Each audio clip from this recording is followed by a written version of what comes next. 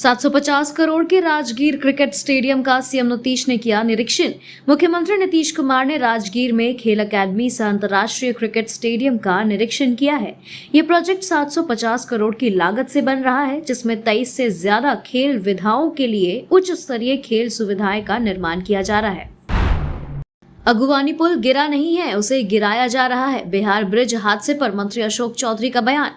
बिहार में पुल गिरने पर सियासत एक बार फिर तेज हो गई है। भागलपुर जिले में निर्माणाधीन अगुवानी पुल का हिस्सा शनिवार को ध्वस्त हो जाने पर नीतीश सरकार की ओर से सफाई आई है।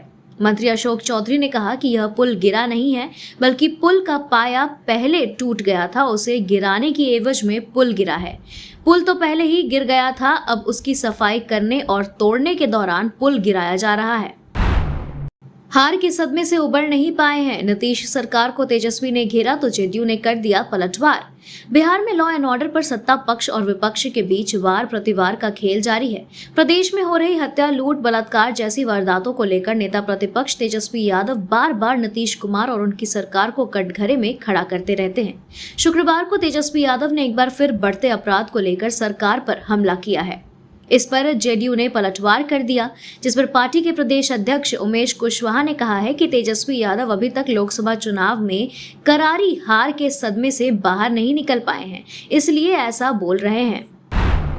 रक्षाबंधन पर पटना में सिटी बसों की यात्रा मुफ्त, नीतीश सरकार का बहनों को राखी गिफ्ट। रक्षाबंधन 2024 के मौके पर बिहार की राजधानी पटना की सिटी बसों में महिलाएं मुफ्त सफर कर सकेंगी। नीतीश सरकार ने राखी पर बहनों को तोहफा दिया है। पटना में चलने वाली बिहार राज्य पथ परिवहन निगम की सरकारी सिटी बसों में 19 अगस्त सोमवार को महिलाओं और युवतियों का टिकट नहीं लगेगा। यह सुविधा सभी वर्ग की महिला यात्रियों पर लागू होगी। मुफ्त यात्रा की सुविधा रक्षाबंधन के दिन सुबह 6 बजे से 9:30 बजे तक मिलेगी। लालू यादव फिर जाएंगे सिंगापुर, राबड़ी देवी के साथ पटना से दिल्ली के लिए रवाना। राष्ट्रीय जनता दल यानी आरजेडी के सुप्रीमो लालू प्रसाद यादव एक बार फिर विदेश दौरे पर सिंगापुर जाएंगे। आरजेडी अध्यक्ष गुरुवार सुबह अपनी पत्नी एवं पूर्व मुख्यमंत्री राबड़ी देवी के साथ पटना से दिल्ली के लिए रवाना हुए हैं। दिल्ली में उनका रूटीन हेल्थ चेकअप होगा, इसके बाद वहां से सिंगापुर के लिए रवाना होंगे। सिंगापुर में भी उनका रूटीन चेकअप किया जाएगा। बिहार में डबल इंजन की सरकार में दिख रहा हर तरफ विकास, तारकेश्वर प्रसाद। महिला व दिव्यांग शिक्षकों की पोस्टिंग को लेकर सरकार संवेदनशील है। हमारा सरकार अररिया बिहार भाजपा के वरिष्ठ नेता व बिहार सरकार के पूर्व उप मुख्यमंत्री तारकेश्वर प्रसाद ने कहा कि बिहार में डबल इंजन की सरकार में हर जगह, हर क्षेत्र में चौमुखी विकास हुआ है, जो दिख भी रहा है। बिहार में सभी जाति, समुदाय व धर्म के मानने वाले लोगों के लिए सरकार ने न्याय के साथ विकास किया है। बिहार के सुदूर क्षेत्रों से कम दूरी तय कर राजधानी पटना में पहुंचने का रोड मैप तैयार। बिहार के सुदूर एवं ग्रामीण क्षेत्रों से राजधानी पटना पहुंचने के लिए कम समय लगे सीएम नीतीश ने इसके लिए अब सिर्फ 5 घंटे में राजधानी पहुंचने का लक्ष्य निर्धारित किया गया है। इसके लिए नए एलिवेटेड रोड और फ्लाईओवर का निर्माण कराने का फैसला लिया है। चाचा बुजुर्ग हो गए हैं, तुम्हें कुछ पता नहीं रहता, तेजस्वी यादव। बिहार की कानून व्यवस्था को लेकर विपक्ष लगातार हमलावर है। वहीं आरजेडी नेता तेजस्वी यादव ने शनिवार को नीतीश सरकार को घेरा। उन्होंने कहा कि सरकार का इकबाल खत्म हो गया है, मुख्यमंत्री नीतीश कुमार को कुछ अता पता नहीं रहता है। उन्होंने कहा, नीतीश अब थक गए हैं। चाचा कहते हैं कि हम ना तो किसी को बचाते हैं और ना ही किसी को फंसाते हैं, लेकिन चुनाव में जिसकी जरूरत पड़ती है उसे जेल से बाहर निकलवा लेते हैं, फिर अंदर करवा देते हैं। लालू परिवार की बढ़ने वाली है मुश्किलें। मनी लॉन्ड्रिंग केस में लालू परिवार सहित 11 आरोपियों को समन। रेलवे में नौकरी के बदले जमीन घोटाला मामले में राजद सुप्रीमो लालू यादव एवं तेजस्वी यादव की मुश्किलें कम होने का नाम नहीं ले रही है। मनी लॉन्ड्रिंग जुड़े मामले में शनिवार 17 अगस्त को दिल्ली की राउज एवेन्यू कोर्ट में सुनवाई हुई। इस सुनवाई में ईडी द्वारा सप्लीमेंट्री चार्जशीट दाखिल करने और पूर्व रेल मंत्री लालू प्रसाद यादव और उनके बेटे तेजस्वी यादव समेत 11 आरोपियों को समन किया जाए या नहीं, इस पर फिलहाल कोर्ट ने फैसला सुरक्षित रखा है। गया के उपचुनाव में जनसुराज पार्टी दोनों सीटों पर लड़ सकता है, प्रशांत किशोर। जनसुराज बिहार के बेलागंज और इमामगंज में होने वाले उपचुनाव में अपने उम्मीदवार उतार सकता है। जनसुराज के सूत्रधार प्रशांत किशोर ने गया में इस बात के संकेत दिए। प्रशांत किशोर पत्रकारों द्वारा पूछे गए सवाल का जवाब देने के क्रम में कहा, जनसुराज चुनाव लड़ेगा तो बेलागंज और इमामगंज दोनों जगह लड़ेगा। केंद्र ने बनाया मास्टर प्लान, बिहार को बाढ़ से कराएगा मुक्त। बिहार में गंगा, कोसी, बागमती और बूढ़ी गंडक समेत कई नदियां उफान पर है, जिससे कई जिले बाढ़ की चपेट में आ गए हैं। प्रदेश में तकरीबन 3,556 वर्ग किलोमीटर में धान की खेती डूब चुकी है। ये समस्या हर साल की है। अब केंद्र सरकार ने बिहार की बाढ़ समस्या से निपटने के लिए तकनीकी समिति का गठन किया है। केंद्रीय मंत्री ललन सिंह ने इसकी जानकारी दी है। उन्होंने इस पहल के लिए प्रधानमंत्री नरेंद्र मोदी का आभार व्यक्त किया है। लालू प्रसाद ने की निंदा, बोले मिलना चाहिए न्याय। कोलकाता के आरजी कर मेडिकल कॉलेज में ट्रेनी डॉक्टर के साथ हुई रेप और हत्या की घटना ने पूरे देश को हिला दिया है। इस घटना की आरजेडी प्रमुख लालू प्रसाद यादव ने कड़ी निंदा की है। उन्होंने मीडिया से बातचीत में कहा कि बंगाल में जो हुआ वे बेहद दर्दनाक था। लालू यादव ने हड़ताल पर गए डॉक्टर्स को न्याय दिलाने की मांग की और कहा कि ऐसी घटनाओं पर सरकार को सख्त कदम उठाने चाहिए। तेजस्वी यादव ने यूपीएससी लैटरल एंट्री पर उठाए सवाल। बिहार के पूर्व डिप्टी सीएम और राजद नेता तेजस्वी यादव ने केंद्र की मोदी सरकार पर गंभीर आरोप लगाए हैं।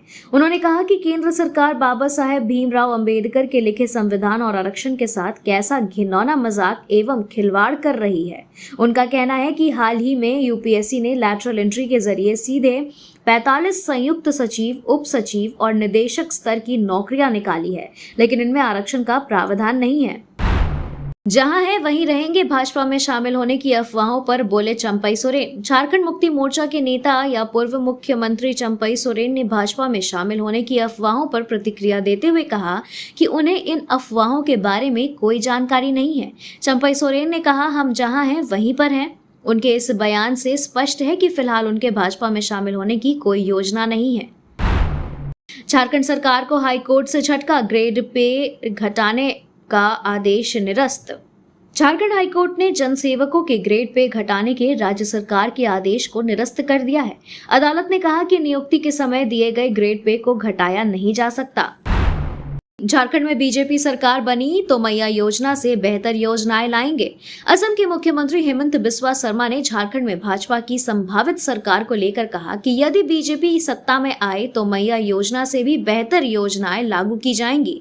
उन्होंने गठबंधन सरकार की विश्वसनीयता पर सवाल उठाते हुए कहा कि झारखंड की भलाई और विकास भाजपा की प्राथमिकता है। केशव महतो कमलेश बने झारखंड कांग्रेस के नए अध्यक्ष। झारखंड विधानसभा चुनाव से पहले कांग्रेस ने बड़ा फेरबदल किया है। राजेश ठाकुर को हटाकर केशव महतो कमलेश को नया प्रदेश अध्यक्ष नियुक्त किया गया है। एआईसीसी महासचिव केसी वेणुगोपाल ने यह घोषणा की। साथ ही रामेश्वर उरांव को झारखंड कांग्रेस विधायक दल का नेता बनाया गया है। यह बदलाव चुनाव से ठीक पहले कांग्रेस के नई ऊर्जा लाने के लिए किया गया है।